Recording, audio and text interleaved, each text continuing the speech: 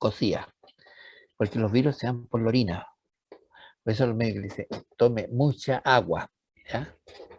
Tome harta agua, cocida, sí. Y si se ayuda con miel, mucho mejor.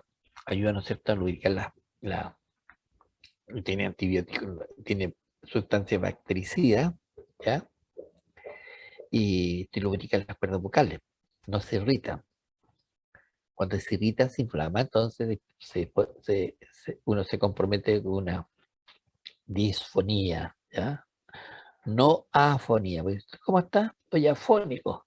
Afónico significa sin habla. Pero cuando tengo un habla con distintos tonos, estoy disfónico. Ok, entonces la lengua tiene una forma, ya dije, en forma ovoidea, como sabemos, en su extremo distal mira siempre hacia abajo, ¿no es cierto? Y una estructura, la estructura más grande de la cavidad oral. Incluso hay patología, la macroglosia, por ejemplo. La macroglosia son personas que tienen una lengua mucho más grande de lo normal, ¿ya? Y que generan distorsiones del lenguaje.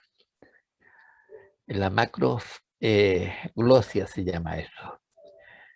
Y entonces tiene un tercio interno, que es la base de la lengua, o porción faríngea, porción o raíz de la lengua, y 2/3 anteriores, que es el cuerpo de la lengua, y o porción palatina, ¿no es cierto? Vamos a definir entonces las dos porciones. De tal manera que tiene doble origen, como hemos dicho ya, ¿no es cierto?, el anterior diapositiva. Tiene origen embriológico, el cuerpo de la lengua, que es de tipo ectodérmico, y, ¿no es cierto?, también de origen de los primeros arcos faringios. En cambio, la raíz de la lengua se origina tiene origen endodérmico, por bien los segundo y tercer y cuarto arcos branquiales. Entonces, los primeros arcos branquiales, entonces, de origen el ectoderma, que es el cuerpo de la lengua, ¿ya? O la porción palatina. La función que tiene la lengua, hay un perrito, por ejemplo, el lenguaje, lo que estoy haciendo yo ahora, ¿no es cierto? ¿Qué más? La degustación, pues, que es fundamental para decir que es grato o malo lo que estamos consumiendo. La succión de los niños, por ejemplo, o al beber, yo, aquí, ¿ya? O deglución, permitir entonces el paso de los alimentos hacia la región de la faringe, y la masticación, porque yo con la lengua voy, ¿no es cierto?, poniendo los alimentos para hacer, bueno, ya fueron cortados con los incisivos, ¿no es cierto?, ahora estamos en el proceso de destruir todo esto con la masticación, ¿no es cierto?, los premolares, los molares, ¿no es cierto?, estamos triturando los alimentos, y los alimentos que están en la lengua nos ayuda entonces a ir distribuyendo para ser, digamos, destruidos los alimentos. Por eso colaboramos entonces con la masticación. La superficie entonces que presenta la lengua es lo que vamos a ver ahora. Ya presenta, por ejemplo, esa es la superficie dorsal de la lengua, esa es la superficie ventral de la lengua que vimos nosotros en la anterior diapositiva, son los dos bordes laterales, ese es uno de ellos, el borde superficial lateral, y esa es la punta de la lengua. Y ahí alcanzo a verse algo de la raíz de la lengua, y toda esta región entonces es la región entonces porción palatina o región anterior o cuerpo de la lengua. ¿Cómo clasificamos nosotros los músculos de la lengua? Indudablemente, ¿no es cierto?, encontramos músculos intrínsecos de la lengua. ¿Cuántos son los músculos intrínsecos de la lengua? 4 músculos. Tenemos músculo longitudinal superior, en ese sentido, ¿no es cierto? Tengo los verticales y los transversales, y los longitudinales entonces inferior, que va hacia arriba. Esos son los 4 músculos intrínsecos que tiene la lengua. Y separado, ¿no es cierto?, con este septum de tejido conectivo denso. ¿Y qué vamos a encontrar en la lengua? Hay números glandulares, ¿ya? Que vamos a ver las glándulas. Estas se llaman glándulas linguales menores, ¿ya? Tenemos las anteriores, mucosa, ¿ya? Posteriores serosa y posteriores mucosa. Pero estamos viendo los músculos. Estoy adelantando más la materia. Ahora, por los músculos tiene entonces su gran movilidad y se dan entonces esta masa muscular extremadamente, ¿no es cierto?, entremezclada de músculo esquelético voluntario. Y le conforma entonces el volumen principal de esta lengua. Por eso es el órgano más grande que tenemos nosotros en la cavidad oral. Los músculos intrínsecos surgen dentro de la lengua y se insertan en ella y alternan en forma, alternan la forma de la lengua, ¿no es cierto? Y son los longitudinales superiores, longitudinales inferiores, verticales y transversales. Ahora, por fuera también se originan músculos, pero estos son músculos extrínsecos. Y aquí tenemos, ¿no es cierto?, los músculos extrínsecos. Por ejemplo, el palatogloso, ¿ya? El palatogloso está inervado por el nervio vago, ramas del décimo par, a través de la rama entonces faríngea y del plexo faríngeo. Y el nervio accesorio, ¿no es cierto?, del décimo primer par. Eso, y chupetas, ¿por qué apagué? No sé, ya, sí. Y la función, lee la porción entonces posterior de la lengua y la acerca al paral blando. Y tengo también el estilo gloso está inervado, ¿no es cierto?, el nervio y el hipogloso, ramas del 12º par, y cuya función es elevar la lengua y la retira hacia atrás como retracción de la lengua. Tengo el iogloso, está también inervado por el hipogloso, rama del 12º par, ¿ya? Y su función entonces hace que se descienda la lengua y la desplace entonces hacia los lados laterales. Y el genio gloso está inervado también por el nervio hipogloso, 12º par, ¿no es cierto? Su función de desciende la lengua, ¿no es cierto? Y la impulsa hacia afuera. Protracción se llama eso. Entonces, está inervado por músculo intrínseco y músculo extrínseco en la lengua. De tal manera que los músculos extrínsecos se encargan de mover la lengua hacia el interior y exterior de un lado o a otro lado de la boca. Los extrínsecos. Ahora, la superficie ventral de la lengua, esta creo que la vimos nosotros, sí. Bueno, está revestida por un epitelio estratificado plano no queratinizado, ¿ya? Su lámina propia es tejido conectivo denso colágeno con fibra elástica muy delgada, cuyo epitelio tiene papilas cortas y numerosas.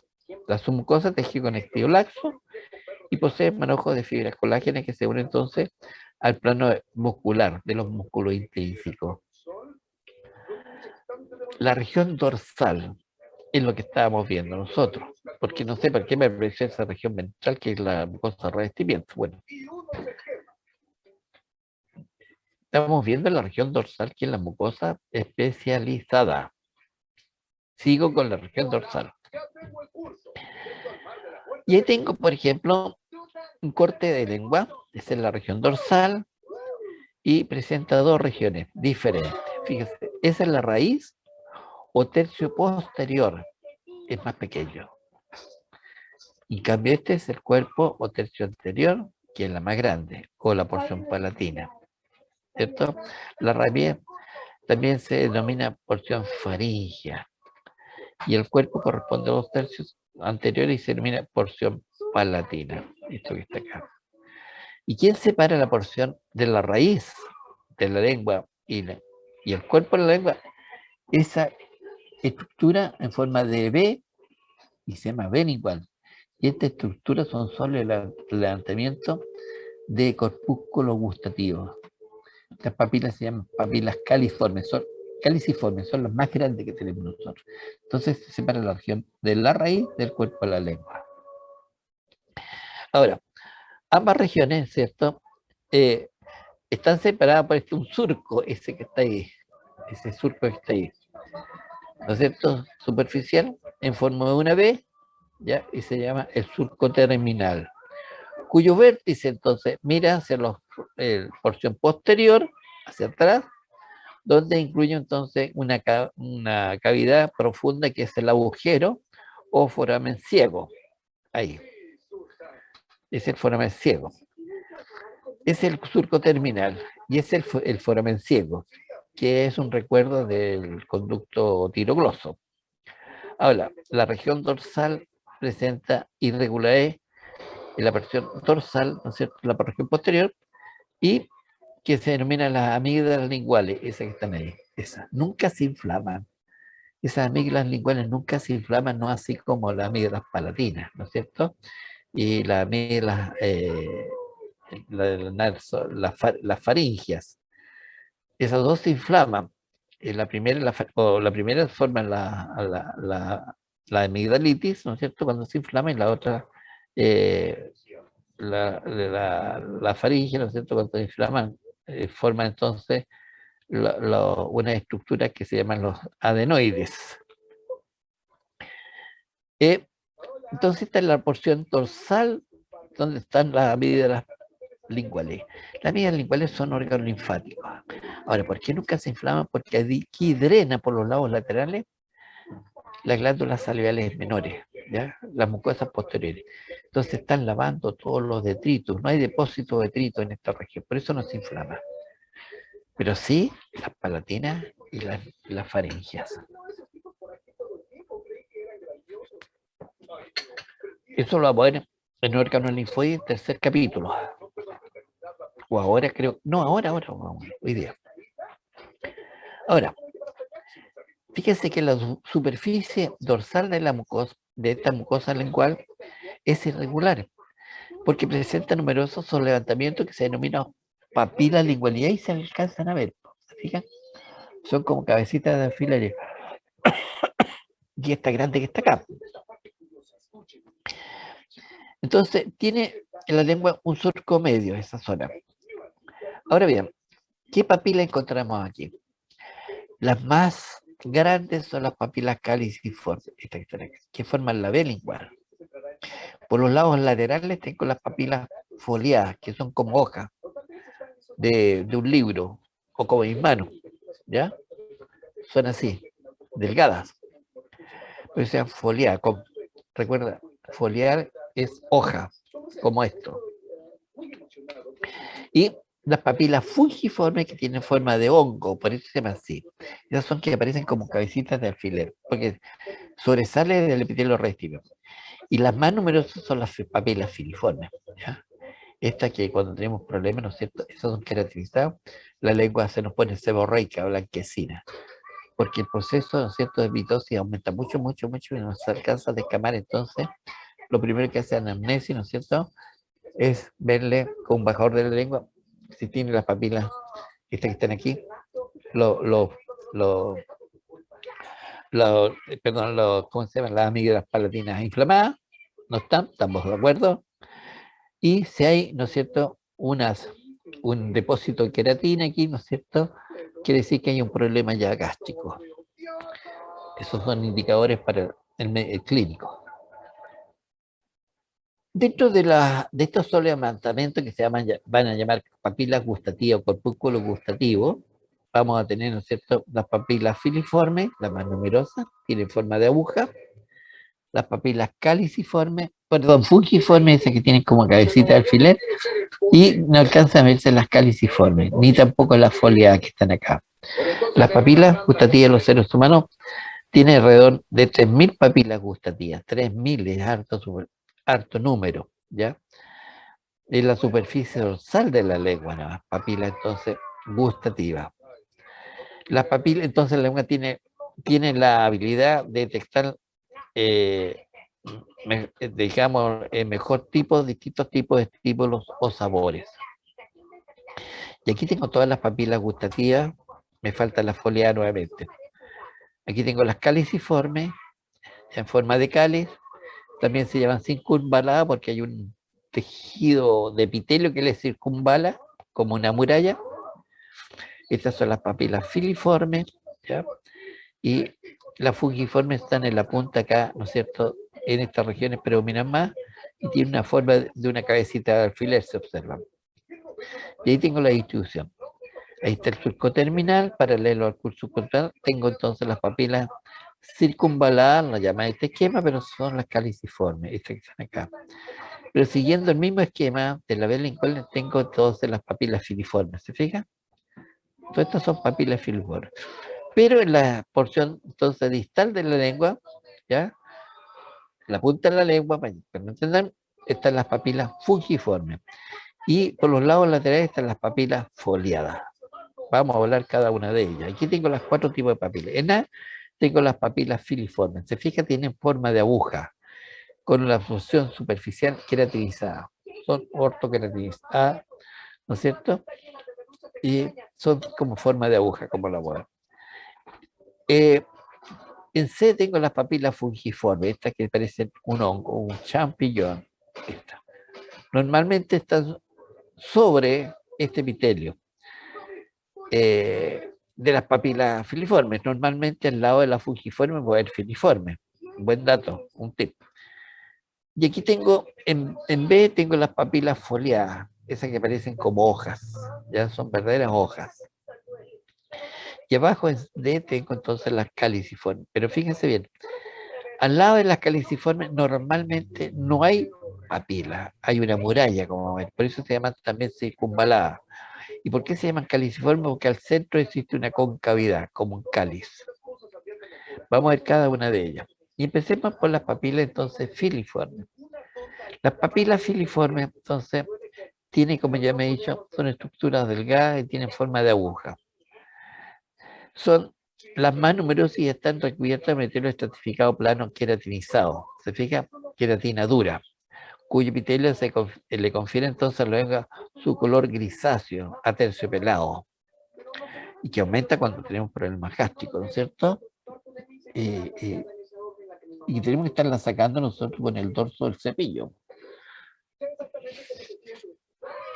Todo este epitelio queratinizado, lo uno tiene que expenderlo cuando hace el aseo bucal. Su corio es de tejido conectivo, entonces laxo, fibroso, con fibras colágeno y fibras elásticas. Podríamos decir que es un corio entonces de tejido conectivo denso. Y presenta entonces numerosas terminaciones nerviosas de esencia térmica y táctil. O sea, esta papila solamente nos permite saber si tengo calor o la estructura que estoy masticando es dura. Que es duro seco, por ejemplo. ¿Cierto? Maní, qué sé yo, nueces, cualquier fruto seco. Están inervados por nervio lingual y que se desprende de la rama inferior del trigémino, cuyas entonces ramificaciones penetran también unos corpúsculos que los da la temperatura, ¿no es cierto? Que son los corpúsculos de Krause. Visible entonces en los filamentos de estas papilas. Podemos tener entonces terminaciones libres de dolor y de terminaciones térmicas y táctil. Táctil, terminaciones libres, ¿ya? Al dolor, si es que algo me pincha. Y Krause, ¿no es cierto? Térmica. Vista con microscopio electrónico, así se observa, ¿se fija?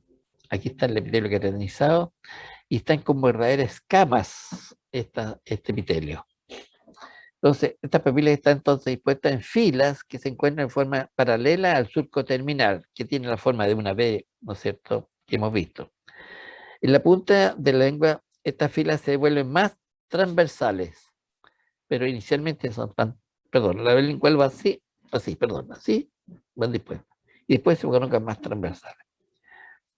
La papila, la siguiente papila es la fungiforme, esta que está acá, que tiene entonces, fíjate al lado, una filiforme, al lado un fungiforme, que tiene la forma de un hongo, por eso se llama fungiforme, ¿ya? Tiene forma de hongo y sobresale de la lengua, es de color rojo, rosadas, por eso parece como color puntito rosado de la lengua.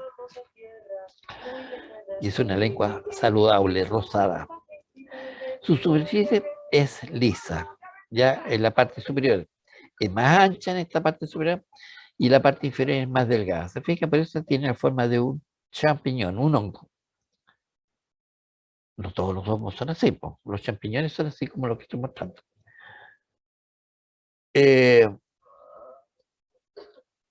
Miren, me acordé, Hay cuidado que hay hongos comestibles y otros que no son comestibles, son venenosos, hay que tener cuidado, ¿no? Hay que tener cuidado. Mejor lo que vende los hortifruti, como los que hacen crecimiento.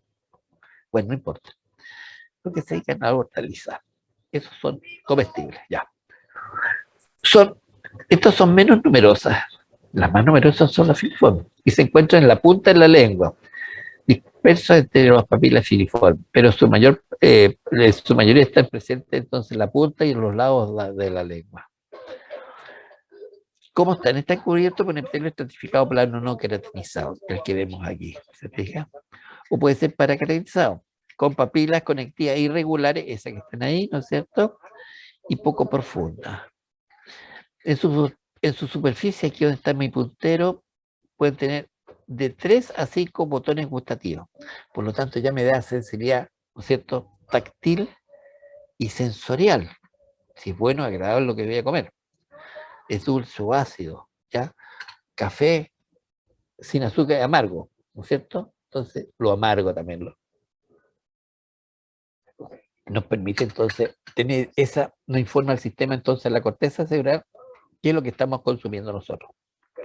Su color se debe a que la sangre fluye entonces por las asas de los capilares, los plexos subpapilares, lo que hemos visto entonces en las otras regiones. Ahí están en esa región donde está mi puntero. Por eso son rosados. Y su corión es tejido conectivo laxo pero fibroso. Es decir, que no es un laxo, sino que es abundante fibra colágeno. Por eso algunos lo describen como denso. Pero yo tengo que decir que el laxo, porque es muy vascularizado, los densos no son poco vascularizados. Es laxo, pero muy fibroso. Estas papilas presentan muchas terminaciones, como numerosas operaciones nerviosas de sensibilidad táctil, ¿cierto? Si es blando o duro. Más la sensibilidad entonces sensorial, ¿ya? Sensibilidad gustativa, porque tiene botones gustativos. Está inervada por la rama de los nervios faciales, llamada las cuerdas del tímpano, que se pega al nervio entonces lingual la mayor parte de su trayectoria. Y esa es nuestra papila fungiforme. La otra papila, ¿no es cierto?, son las caliciformes, las más grandes, esa que está ahí. Entonces tienen forma de cáliz. Estas papilas también se llaman circunvaladas, porque al lado de ella, como muestra acá, no hay una papila, sino que hay una muralla. Por eso se dice circunvala, ¿ya? Porque la circunvalada está rodeada por una muralla de epitelio y entonces, y al lado no existen papilas gustativas. Eso es lo normal. Ahora, aparece de repente cortes, ¿no es cierto?, que hay una papila, pero eso no son humanas. Puede ser de otro animal, de gato, perro, que se sacan. Se ubican dentro, entonces, se ubican delante del surco terminal que tiene la forma de una B. Por eso las papilas estas forman también lo que se denomina B lingual, ¿ya? En su parte posterior de la lengua está el surco terminal que tiene una forma una B lingual. Pero la región entonces que separa la región de la raíz de la región anterior está separada por este número de, que no son muchas, son entre 8 o 12 estructuras circulares, que son las papilas caliciformes. ¿Ya? Entonces son estructuras de 8 a 12 estructuras circulares cuya superficie aplanada, cuyo centro aquí no se nota por efecto de corte, existe una pequeña depresión, ¿no es cierto? Por eso tiene la forma de un cáliz que sobresale. Ahora, estas papilas sobresalen de las otras más pequeñas. Está cubierto por un epitelio estratificado plano no queratinizado, como pueden ver ustedes, o paraqueratinizado. Este está epitelio paraqueratinizado. Toda esa parte está ahí es paraqueratinizada. Se fija, se ve más rosada, porque hay depósito de queratina, pero no logra matar a la cepa. Tiene núcleos cero. Entonces, entonces este es el epitelio superficial, ¿ya? De la papila. También presentan papilas conectivas, estas que están acá, irregulares, ¿no es cierto? Y profundas. Claro, porque como son más elevadas, entonces está siendo impactada por los alimentos. Ahora, su epitelio de recubrimiento entonces lateral es poco papilífero, esto que está acá. ¿Se fija? Pero presenta numerosos corpúsculos gustativos, aproximadamente 250 corpúsculos gustativos por cada papila caliciforme. Lo vamos a ver a continuación. Quien nos da la sensibilidad sensorial, lo amargo, lo dulce, lo ácido, ¿no es cierto? Lo salado que tanto nos gustan, las papas fritas. Y están rodeadas por un surco o criptas, esta que están acá, este es el surco o cripta, ¿ya? Recubierto por epitelio que también presentan 11 botones gustativos, ese surco, ¿se fijan? Y cuya base entonces desemboca en una glándula, esta aquí está la base, está mejor aquí. Estas glándulas son las glándulas salivales menores, son las cerosas posteriores o glándulas de von Ebner se denomina, ¿ya? Y estas las vamos a ver en glándulas anexas al tubo digestivo, por eso vamos a tener que separar o la incorporamos en este certamen o la hacemos para el tercer certamen.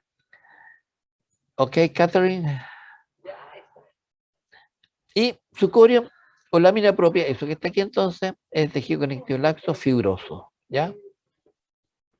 Diría denso, entre paréntesis. Presenta numerosas terminaciones nerviosas de sensibilidad táctil. Claro, que tiene que estar muy alto, entonces está reciente el tacto, terminaciones libres, ¿ya? De tacto. Más sensibilidad sensorial, gustativa, por los botones gustativos. Aquí están los botones gustativos. Está nivelada por el nervio glosofaríngeo, que son ramas del noveno par. Entonces así estaría constituida entonces las papilas gustativas. Ahora, las foliadas, estas que son como hojas, ya, como cuadernos, por último, ya. Así, ¿se fija? Así, de esa manera, son delgadas, así. Entonces, estas son las papilas foliadas que encontramos por los lados laterales de la lengua, posterolateral. Entonces, tiene forma de hoja de libros, bueno, libros muy delgados, pero no tan delgados. Y se encuentran a lo largo de la superficie dorso posterolateral de la lengua. Son pliegues entonces paralelos, separados por surcos verticales. Estos son que están acá. Donde van a desembocar glándulas salivales también, ¿no es cierto? Menores, las mucosas posteriores. Estas papilas se desarrollan, están muy desarrolladas en los recién nacidos, pero después de los 2 a 3 años empiezan a evolucionar. Por eso el niñito recibe mucha la sensibilidad, ¿cierto? Porque significa muchos abundantes botones gustativos. Con la succión, los niñitos saben que la leche materna es agradable, por eso la succionan, ¿cierto? Está cubierta por el epitelio estratificado plano, no queratinizado o paraceratinizado. Este también está paraceratinizado, este epitelio, ¿se fija? Hay depósitos de queratina en su superficie, pero veo núcleos alargados, ¿se fija? Bien tintoreados, bien marcados su núcleo. O sea que la célula está viva todavía. Cuando es ortoqueratizado, no tiene núcleo y tiene citoplasma, ¿no es cierto?, lleno de queratina. Son cadáveres celulares. Aquí no. Está queratinizado, pero mantiene la vitalidad todavía. En su superficie, el epitelio superficial presenta entonces papilas conectivas, estas papilas conectivas irregulares, pero muy profundas, mire. Estos son los clavos interpapiles, tremenda penetración de la papila conectiva. Y este colgajo se denomina clavos interpapilares, porque está entre dos papilas. ¿Se fija? Así son. Estos son entonces las papilas muy profundas e irregulares. Estas papilas, ¿no es cierto?, ayudan también a la sensibilidad sensorial, ¿no es cierto?, sensibilidad gustativa. ¿Por qué razón? Porque aquí vamos a encontrar unas neuronas, unas células sensoriales que están captando el líquido que está acá, así es, dulce, salado o ácido.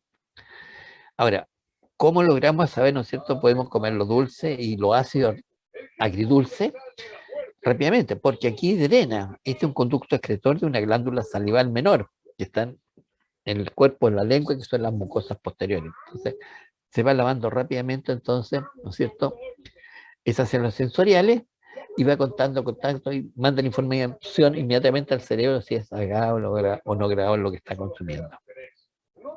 Entonces, en su epitelio lateral, este que está acá, ¿no es cierto?, es poco papilífero, fíjese, no tengo papilas. ¿Se fija? Es poco papilífero, porque no tiene roce, pero presenta numerosos botones gustativos o corpúsculos gustativos, eso que están ahí. Que vamos ahora a hablar de los corpúsculos gustativos. Están rodeados, ¿no es cierto?, por un surco o cripta cuya base desemboca entonces lo que había dicho yo, y cuya base está el surco o cripta, donde desemboca entonces las glándulas salivales menores, las serosas posteriores y las mucosas posteriores, ¿ya? La de Von y las mucosas posteriores. Ok. Su corión en lámina propia nuevamente es tejido conectivo laxo fibroso, o sea, denso, ¿sí? Abundante fibras colágenas, perdón, células, pero también fibras colágenas. Estas presentan numerosas terminaciones nerviosas de sensibilidad táctil, más sensibilidad gustativa o sensorial, ¿ya? Porque tiene botones gustativos. Y están inervadas por el nervio glosofaringio, que son ramas del noveno par. Ahora, aquí tengo todas las papilas, las caliciformes. Fíjese, aquí está la papila caliciforme, aquí está la pequeña depresión, y esta es la muralla que le circunvala. ¿Se fija? Por eso también se llaman circunvaladas. Al corte transversal, aquí está la papila con la pequeña depresión, y esta es la muralla. Lo que está al lado no es una papila filiforme, sino que es tejido epitelial que le va rodeando como las murallas de los castillos, ¿ya? Y por los lados laterales de esta papila, que es poco papilífero, están los corpúsculos gustativos o botones gustativos. ¿Se fija? Su corión es denso, es laxo, pero con abundantes fibras colágenas. Ok, vamos a hablar entonces de los botones gustativos a continuación. Entonces, la muralla que rodea o circunvala la papila, por eso se llama también papilas circunvaladas o papilas caliciformes, por la pequeña depresión que tiene. Entonces, las papilas gustativas en superficie de la lengua, tengo esas papilas gustativas. Esta es la circunvalada, ahí está la muralla, ¿se fija? O papila caliciforme. Estas son las papilas filiformes y estas son las papilas fungiformes. Ahora, no encuentro aquí la foliada. Esto es lo que da hacia la región anterior de la lengua, pero porque en la región posterior está estas amígdalas linguales. Este es un órgano linfoide, ¿ya?, que nos defiende, ¿cierto?, de todo antígeno que puede entrar por la cavidad oral. Y las papilas fungiformes y caliciformes presentan estos botones gustativos. No así, no tienen la filiforme. Las filiformes carecen de corpúsculos gustativos. Esos son los fungiformes, esas las caliciformes, y esos son los corpúsculos o botones gustativos. Y fíjense que tiene distintos tipos celulares que vamos a ver a continuación. Entonces, los botones gustativos, corpúsculos gustativos, ¿no es cierto?, son de una estructura como, bueno, aquí están todas las papilas, aquí están las papilas circunvaladas, ¿no es cierto? Aquí tengo las papilas fungiformes, aquí tengo las papilas filiformes, y aquí está mostrando entonces una foliada por el lado lateral con sus corpúsculos o botones gustativos. Y aquí tengo un botón gustativo. Tiene la forma de un barrilito, ¿se fija? Es el corpúsculo. Y tiene una cavidad que es el poro gustativo. Por ahí entra entonces las sustancias que están disueltas en los alimentos. Entonces los corpúsculos gustativos son estructuras sensoriales intraepiteliales cuyas funciones es la percepción del gusto. Tiene la forma de una protuberancia, cada una de ellas con entre 50 a 100 células fusiformes que se descansan sobre una membrana basal, esto que está acá abajo. Y en su porción apical, ¿no es cierto?, aquí en esta región, ¿no es cierto?, las células gustativas presentan microvellosidades que se proyectan hacia una abertura que hay aquí, se denomina el poro gustativo. Y aquí tengo una papila, ¿no es cierto?, que es la caliciforme, y aquí por los lados laterales tiene abundantes botones gustativos. Se ha calculado que son aproximadamente 250 botones gustativos que poseen las papilas caliciformes. ¿Cómo son estos botones gustativos? Son así como esta estructura, como un barrilito. ¿Se fija? Y que entonces en la superficie de esta región posterior, entonces dijimos que existían algo de 3000 aproximadamente botones gustativos. Esto es un botón gustativo, un corpúsculo gustativo. ¿Cómo están constituidos? Las células que conforman a los botones gustativos Vamos a tener varios tipos de células. Por ejemplo, aquí tengo las células de sostén tipo 1. Luego tengo en la parte central las células de sostén tipo 2, o sustentaculares también. Pero esa que está ahí, esa más alargada, más teñida que vamos a ver luego, son las células sensoriales tipo 3 o gustativas. Estas son las que nos dan la sensibilidad sensorial. En la base tengo las células indiferenciadas, totipotenciales, las tipo 4. Y rodeando, ya, protegiendo este corpúsculo, tengo las células perigimales. Entonces, las perigimales, ¿no es cierto?, que son las tipo 5. Son las que están rodeando el botón gustativo. ¿Se fija?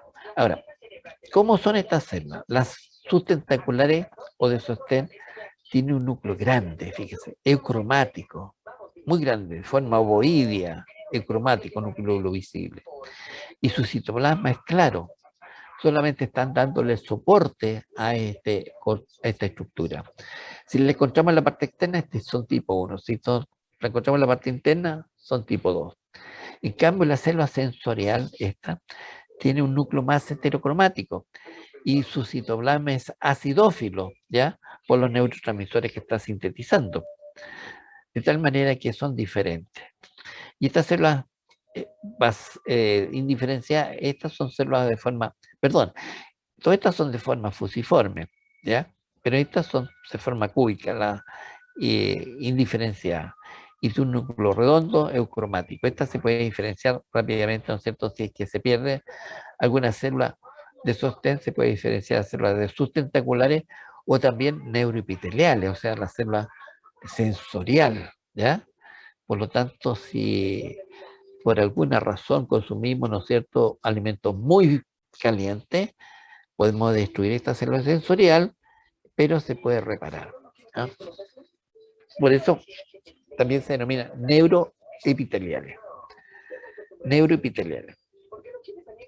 Ok, ¿cuánto tiene? Estos botones gustativos tienen una longitud de entre 70 y 80 micras de longitud y un diámetro que va entre 30 y 40 micras de ancho. Fíjense en el extremo, ¿no es cierto? Aquí está la membrana basal, en su extremo distal tiene una cavidad, ese es el poro gustativo. Por ahí entran las sustancias disueltas en los alimentos. Entonces, las células sustentaculares son estas que está acá, ¿ya? Tienen la función de soporte, secretando un material amorfo que circunda entonces las microunidades del poro gustativo.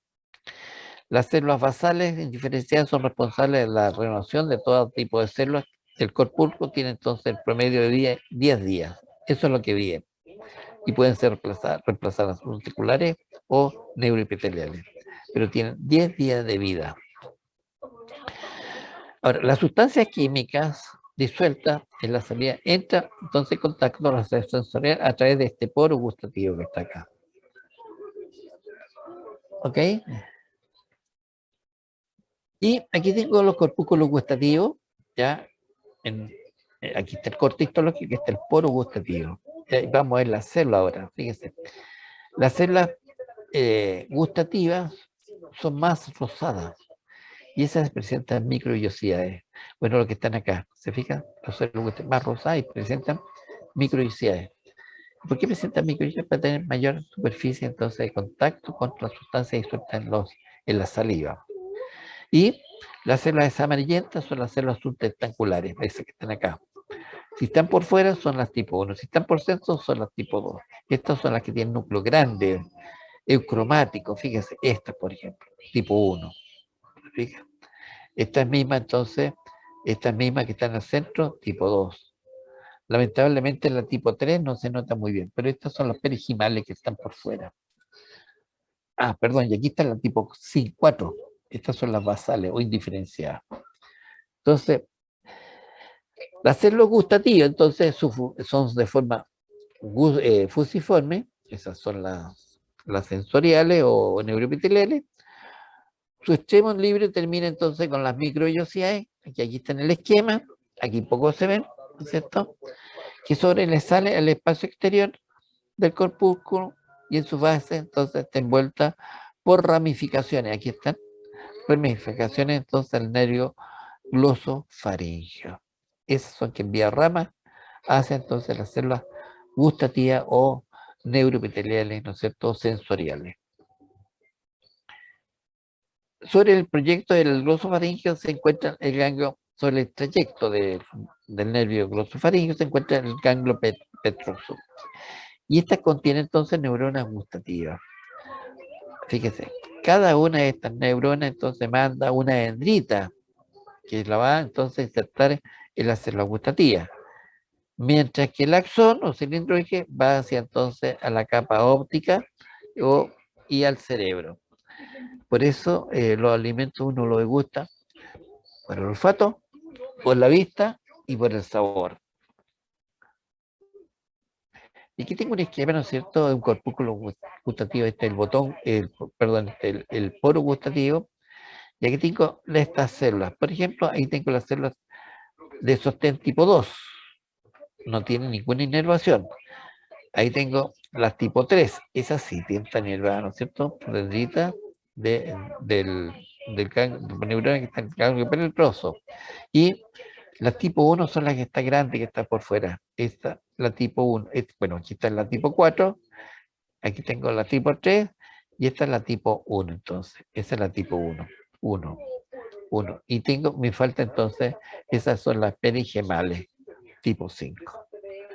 Son más fusiformes también, ¿eh? Pero el autor la hizo así más corta. Tipo que sabores que nosotros estamos percibiendo. Indudablemente vamos a percibir lo amargo, ¿ya? Antiguamente lo amargo se decía que eran las regiones posteriores o el límite, ¿no es cierto?, antero-posterior. El sabor ácido, los laterales, por eso cuando consumimos una piña media verde, se me peló los labios, perdón, la lengua por los lados laterales, porque ahí percibimos entonces, tenemos células, ¿no?, sensoriales que se hipertrofian, ¿no es cierto?, por esto, y se me peló la lengua. No es así, estamos recibiendo lo ácido. Lo salado y lo dulce, ¿no es cierto?, por la punta de la lengua. Pero se ha descrito ahora un nuevo sabor que es lo sabroso, el umami. Entonces recibimos sabores amargo, umami, ácido, salado y dulce. Esos son 5 sabores que nosotros percibimos a través de nuestro alimento, ¿ya? El sabor umami significa sabroso, delicioso, exquisito. Y eso lo descubrió un japonés. En Japón se introdujo el término umami por el profesor Ikeda, ¿ya? Que en principio del siglo XX, 1909 aproximadamente, vio que por qué los japoneses les gustaba tanto una sopa, porque ellos consumen muchas sopas de algas, pero ¿por qué qué es lo que le da ese sazón, lo gustoso? Entonces, de ahí llegó a descubrir que había, ¿no es cierto?, le colocaban una sustancia que era el sabor umami, y que hoy día se define como el sabor de las proteínas. Entonces, la detección del dulce, umami y amargo, ellas no realizan una sinapsis convencional y aparecen liberando entonces ATP como neurotransmisor. Según estos artículos, Finger, ¿no es cierto?, y colaboró en 2005 y Aullet entonces en 2007. La traducción de los gustos ácidos, ¿ya? Formando contacto sináptico con fibras nerviosas, lo hace a través del uso de serotonina. Ahí tenemos nuestro neurotransmisor. Como neurotransmisor. Kataka y colaboradores, entonces en 2008. La serotonina. Ahora, no sé si podré decir esto porque casi son 5 a la 1, pero sigamos. El proceso de percepción del gusto, primero que nada, tiene que penetrar la sustancia química disuelta en la salida a través del poro gustativo. Si no, no hay degustación. Segundo, contacto con las microunidades de la célula gustativa. Y ahí se produce una interacción con proteínas receptoras de la membrana acoplada a la proteína. Y esa es la proteína G, ¿no es cierto?, para los sabores dulce, amargo y umami. ¿Ya? Esta es la proteína también llamada gustudicina. O puede ser a través de entrada de canales iónicos para los sabores salados y ácidos. Luego se produce una iniciación y transmisión de señales bioquímicas intracelular, se produce una onda despolarizadora, se activa entonces un segundo mensajero, que normalmente es la N-ciclasa, y después un segundo mensajero. De tal manera que eso hace cuando se activan estos primeros mensajeros, aumenta el calcio intracelular, lo cual entonces hace el calcio, no sé, que se unen las vesículas sinápticas, por lo tanto hay liberación de neurotransmisor y la transmisión de un pulso nervioso, una onda despolarizadora, entonces que avanzando, eso se llama impulso nervioso, y llega entonces a las neuronas especializadas del cerebro, la corteza gustativa primaria y del lóbulo parietal. Ahí estamos recibiendo entonces si es agradable o desagradable lo que estamos consumiendo y qué tipo entonces de percepción del gusto tenemos, amargo, ácido, salado. Esos son todos los procesos que se están produciendo. Ahora, algunas nociones de transmisión de señales, la despolación.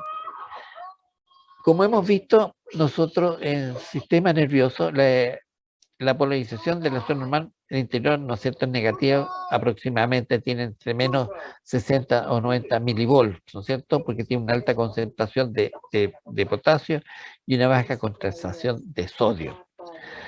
Cuando se produce, ¿no es cierto?, la despolarización, hay un cambio potencial de la membrana por encima de los más menos del 40 milivolts.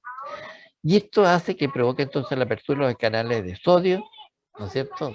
Entra sodio y sale potasio. Y un aumento entonces del potencial. Y esto hace que entonces los canales sensibles de calcio permiten entonces, son voltajes sensibles entre calcio del medio extracelular al medio intracelular.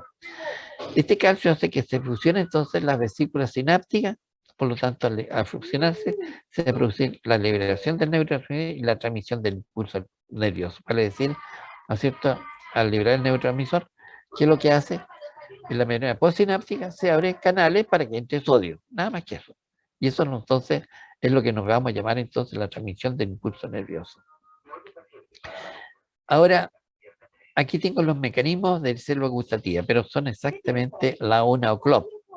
Entrar en una de ellas puede ser que avancemos, pero no tiene sentido, porque vamos a ver todos los mecanismos moleculares, cómo recibimos nosotros los salados, ¿ya?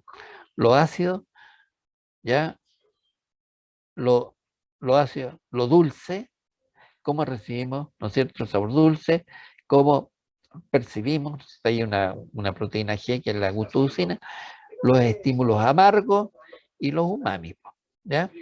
Y los umami, los sabrosos, ¿ya? El sabor a aminoácidos. Por eso encontramos tan ricos nosotros los asados, ¿no es cierto? Catherine, no tiene sentido porque vamos a ver unos tipos de células, los mecanismos moleculares que se producen para la percepción de los gustos, y no tiene sentido, mejor hablemos en otro capítulo completo, ¿no es cierto?, la sensibilidad gustativa. ¿Te parece?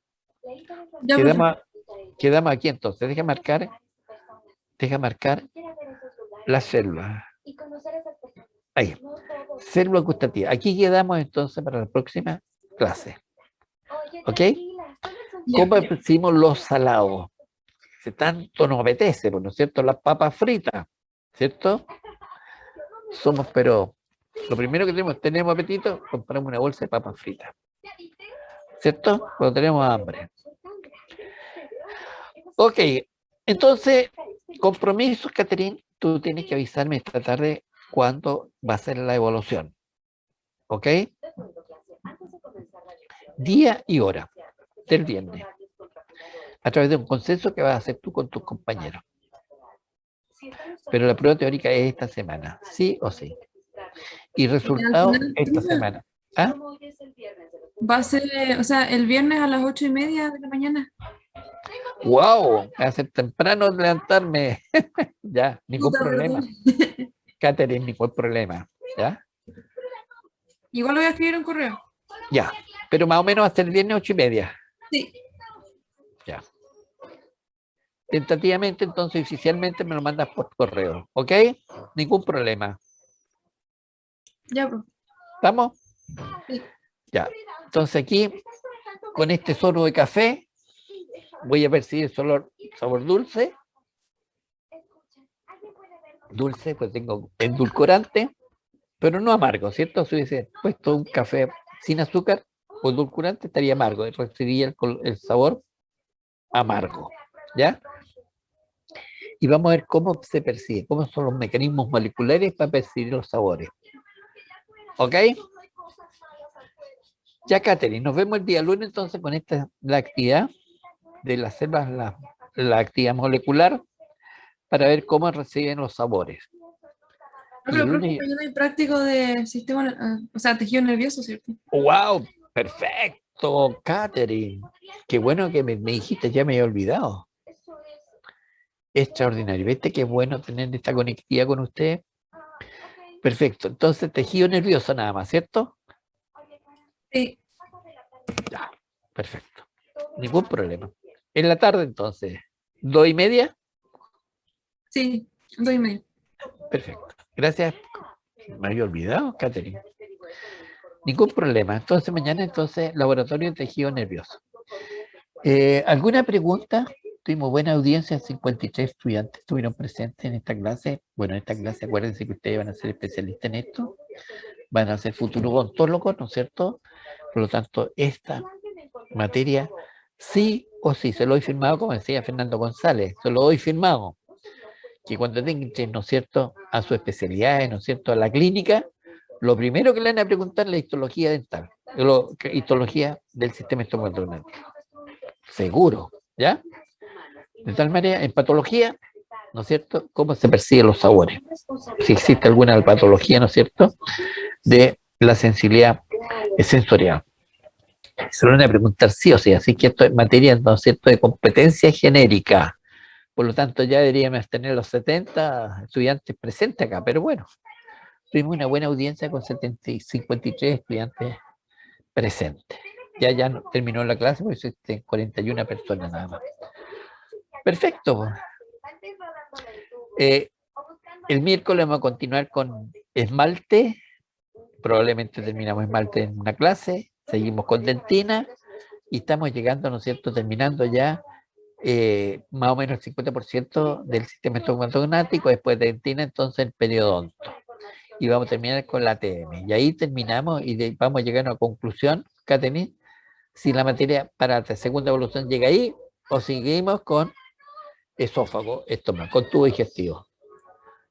Yo preferiría, pues, que terminemos ahí, por razones obvias. Menor materia, mejor, más capacidad de aprendizaje y mejor nota. ¿No es cierto, Katherine?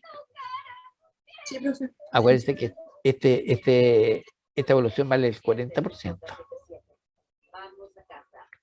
¿Ok? Ya está. Que tengan buen día y a seguir cuidándonos. Porque hay una alta tasa nuevamente de contaminación, ¿ya? Por la variante Delta. Y las personas que tengan que vacunarse, vacúnese, ya por segunda vez o tercera vez. Si le corresponde vacunación, vaya a vacunarse. No deje, no, sobre todo, ¿no es cierto?, que ustedes están asistiendo a los prácticos de anatomía. Ahora bien, me parece que en el gimnasio de la universidad están vacunando, ¿ya? En el gimnasio olímpico.